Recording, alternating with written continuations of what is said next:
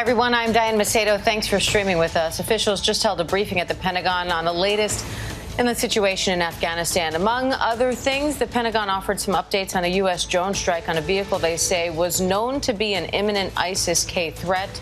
And they believe that vehicle was full of explosives, which created a significant secondary explosion, or rather explosions, plural.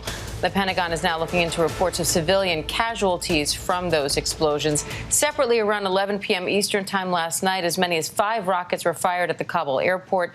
U.S. military forces successfully thwarted that attack.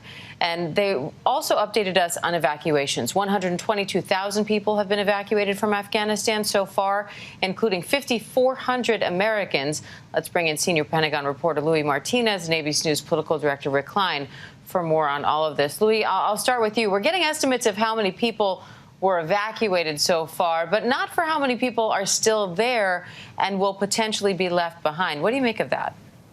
Well, I think what we've heard from the State Department is that potentially maybe 200, 250 people remain inside Afghanistan who had expressed a desire to the State Department that they wanted to leave.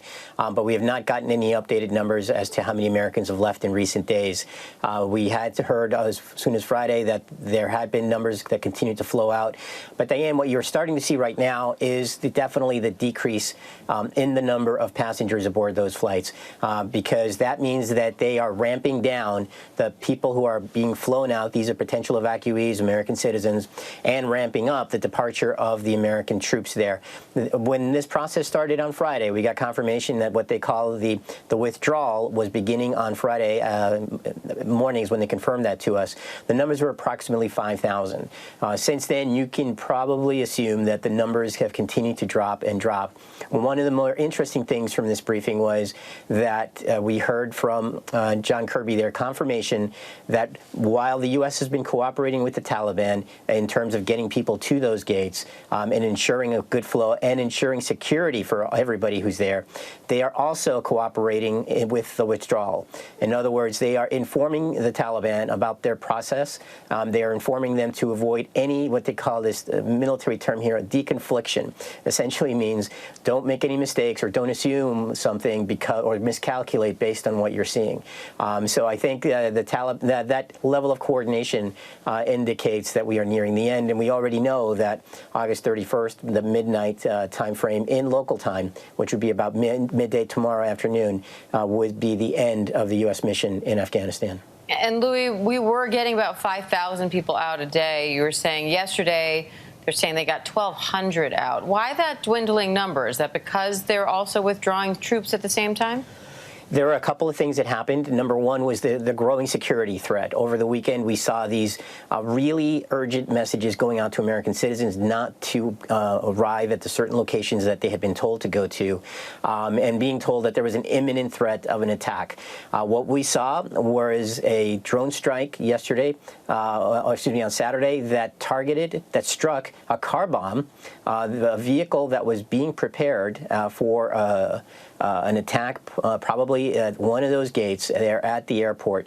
And so that was an imminent threat warning, and pretty much that drone strike yesterday seems to have successfully thwarted it. And then 12 hours later, we saw the news that these rockets that you talked about had been launched from the back of a car towards the airport, and probably unsuccessful in most cases. I think only one of the 5 rockets that was launched was actually intercepted by this anti-missile defense system that they had there at the base.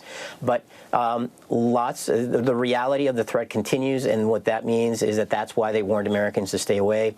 And I think also probably they closed some of those gates. They weren't very upfront with that today, but I think that's the reality. And Rick, an ABC News Ipsos poll shows more than 8 in 10 Americans think U.S. troops should stay in Afghanistan until all Americans are evacuated, and just over 7 in 10 think we should stay until all Afghans who help the United States are evacuated as well. Is that public opinion changing President Biden's view of this mission at all?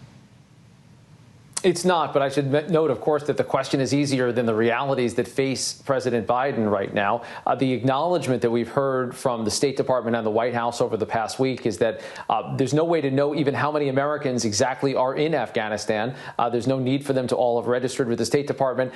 We presume that most of them are making contact, but to know that 100% are out is not a possibility, and that doesn't even begin to account over Afghans who were helpful to the U.S. mission over a 20-year period. Those are impossibilities.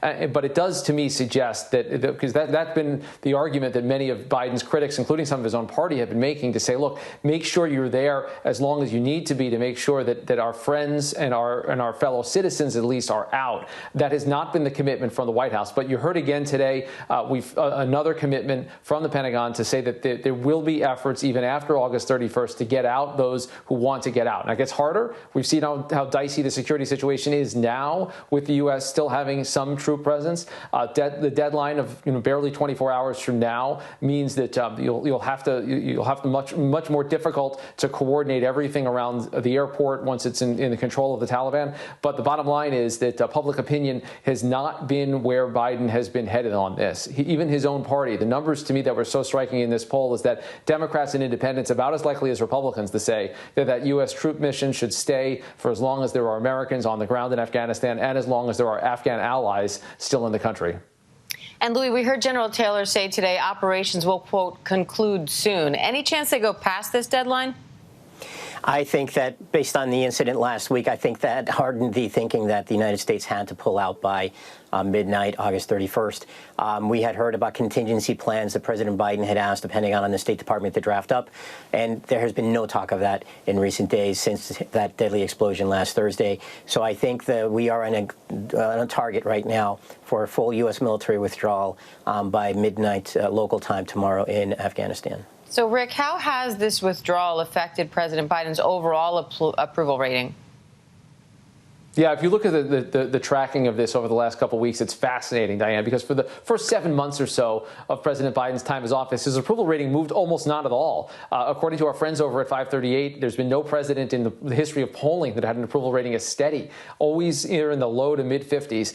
That has changed in the last 2 weeks or so, and you've seen an approval rating around 47%, about as high as this disapproval rating. Again, looking at that 538 tracker that takes into account all of the major presidential approval ratings. So this has taken a significant political toll on President Biden. Americans have not been comfortable with where he's headed on this, and they are registering that in their answers to pollsters right now. Whether it changes permanently, to me, the signal that I've heard from Democrats is that it's a reminder that Biden, just like any other president or any other politician, nothing is totally fixed around political perceptions. That what's on the news, what happens in the real world, it matters, and it takes a toll on a president to have the damaging headlines and the damaging realities of the last couple of weeks. Those are eventualities that I know the White House was prepared for at some level, but keep in mind, they've also been championing public opinion polls that showed that most Americans, before this began, wanted the U.S. troop presence in Afghanistan to end 20 years after 9/11.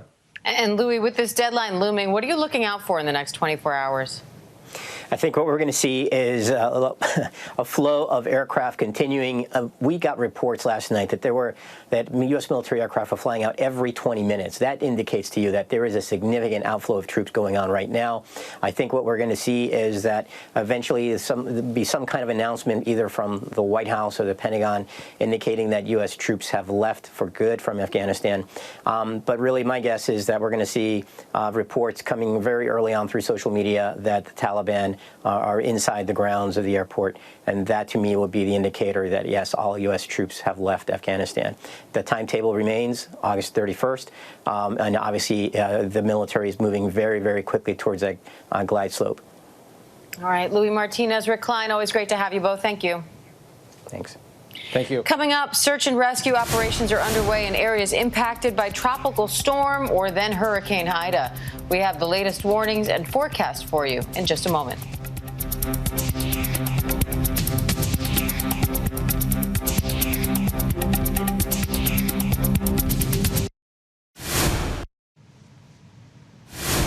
Welcome back. Search and rescue efforts are underway in Louisiana after Ida slammed the Gulf Coast yesterday as a Category 4 hurricane, exactly 16 years after Hurricane Katrina. At least one person has died, and the governor there says he expects the death toll to rise. The storm made landfall with winds up to 150 miles per hour, knocking down trees and leaving more than 1 million customers without power. ABC's Victor Oquendo has the latest. Hi, Victor. Diane, here in downtown New Orleans, people are waking up in the dark, and it is going to be some time before power is restored. Really, the only ones with power right now are those with generators. If you take a look down the street here behind me, I don't see any lights on in any of these buildings. The street lights, they're out as well. According to Entergy, one of the largest providers here in the region, it is going to take days just to assess the damage done to the power grid and even longer to restore power to the entire region. According to New Orleans mayor, the main power plant providing power to the entire city was compromised as Hurricane Ida rolled through.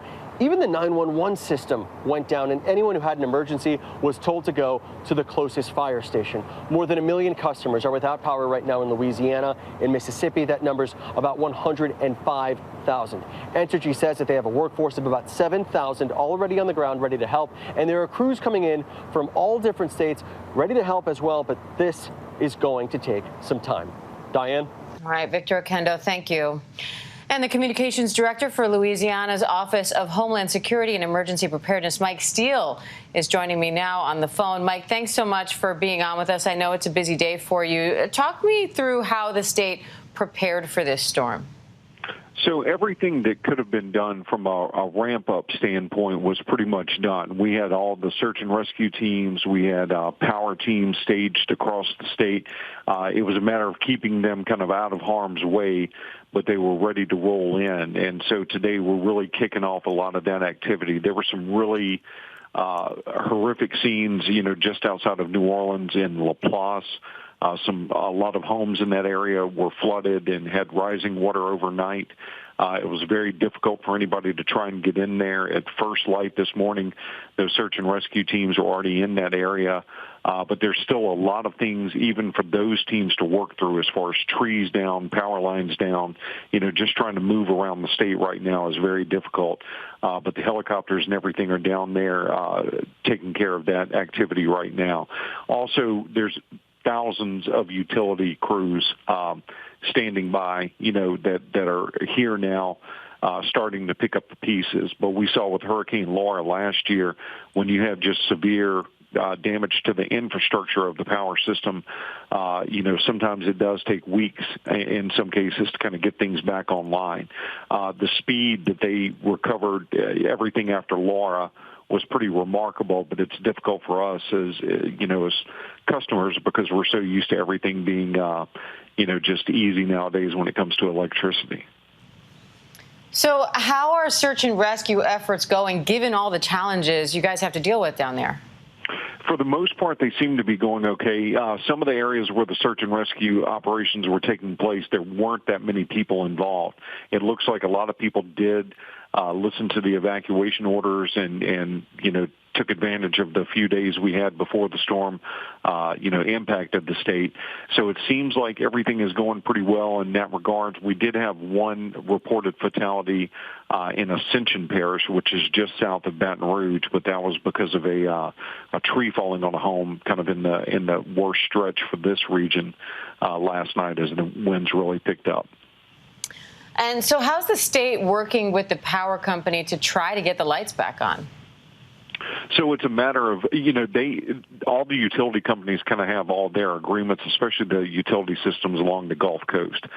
You'll see in the days leading up to a storm, you'll see, hundreds of trucks kind of rolling into a certain area in anticipation of what's going to happen. So that, again, they stage all throughout the region, and we can't, put them in harm's way. You don't want to. That would just cause even more problems. So they're just outside what's expected to be the impact area, but they're already rolling out today to kind of begin that work. But it's going to be a long, difficult road. All right, Mike Steele, we wish you good luck on that long, difficult road, and same to all of the residents of Louisiana. We appreciate your time today. Thank you. You bet. Thank you.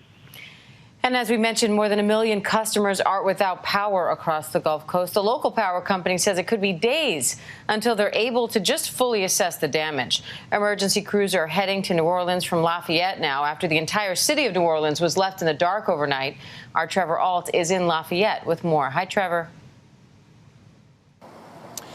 Diane, what we're seeing out here in Lafayette is people immediately switching into rescue mode. We just watched a pretty astounding caravan of utility trucks take off from here in the parking lot of the Cajun Dome. This is a football field parking lot, and there were legitimately hundreds of these vehicles, cherry pickers, generators, cranes, that just took off, and they're heading into the storm zone now. New Orleans and other areas that have been hit hard to help begin that process of trying to return the power, which we know could very well take weeks. And in fact, this is a national effort to try to bring power back to these areas. We have heard about emergency crews and utility trucks coming in from dozens of states here. They're going to be helping on the ground in Louisiana. And as that effort is happening with people moving into the disaster zone, we're also hearing about the efforts to try to get people out of it, too. We know that Ochsner Medical System, which operates 40 hospitals here in Louisiana, has announced that they're going to be evacuating 66 patients from 2 separate hospitals because they are trapped in those areas that are having lots of difficulties with the aftermath of the storm. Behind me here, this is University Hospital. It's part of Ochsner Medical System. They are one of a few facilities that have prepared ahead of time. Thankfully, despite a surge in COVID patients, they have a little extra capacity. They prepared their beds, and they are waiting on some of these transferred patients if necessary. And we are waiting to hear word from Ochsner Medical Center on where they're going to be sending those patients, because this is still at least an hour down the road, and that's something that healthcare workers are going to have to be juggling as they figure this all out. We know many of them have been holed up, locked down inside their hospitals throughout this storm. They already have their hands full treating COVID patients. Now it is presumed that we're going to see a lot of people who were injured, perhaps severely, in these storms. It very well could overload those hospitals that were already slammed, and we might see at least some of them come out here to Lafayette as well. This is already a rescue operation, as we're just learning about the extent of the damage of Hurricane Ida, and it's probably only going to continue to grow through the day. Officials are just now starting to get their bearings of what they're dealing with, but this is going to be a process that's going to take several days and weeks to recover from, if at all. Diane? All right, Trevor Ault in Lafayette, Louisiana. Thanks, Trevor.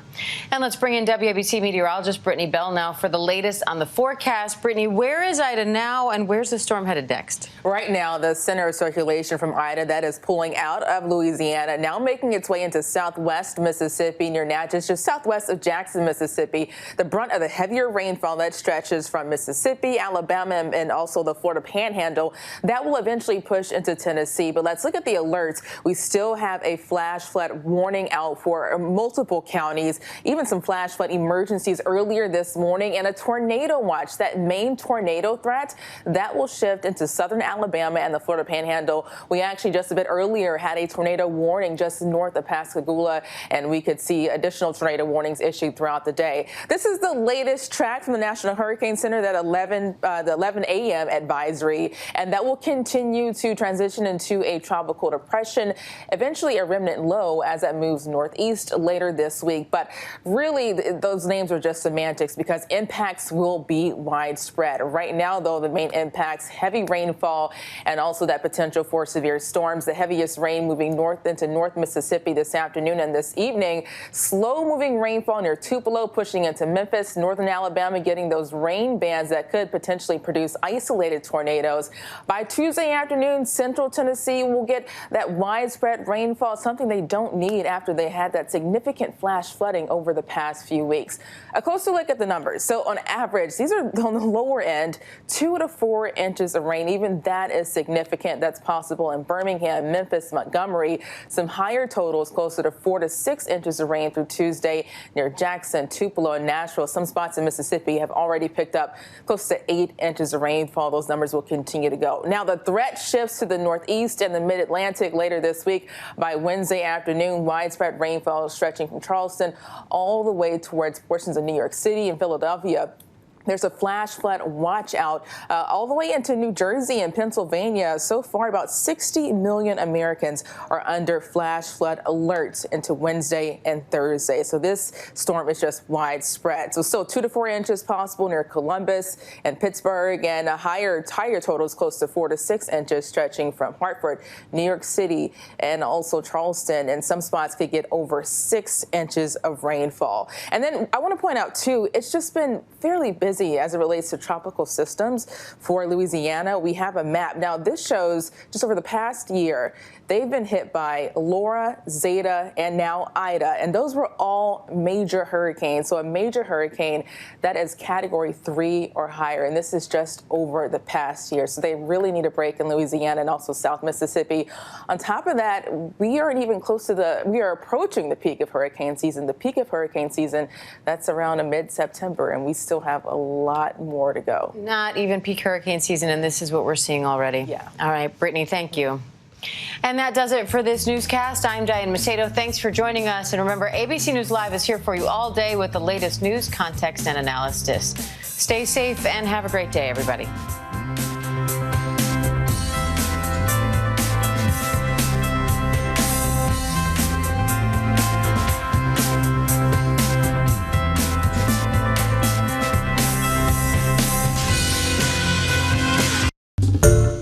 Hi, everyone. George Stephanopoulos here. Thanks for checking out the ABC News YouTube channel. If you'd like to get more videos, show highlights, and watch live event coverage, click on the right over here to subscribe to our channel. And don't forget to download the ABC News app for breaking news alerts. Thanks for watching.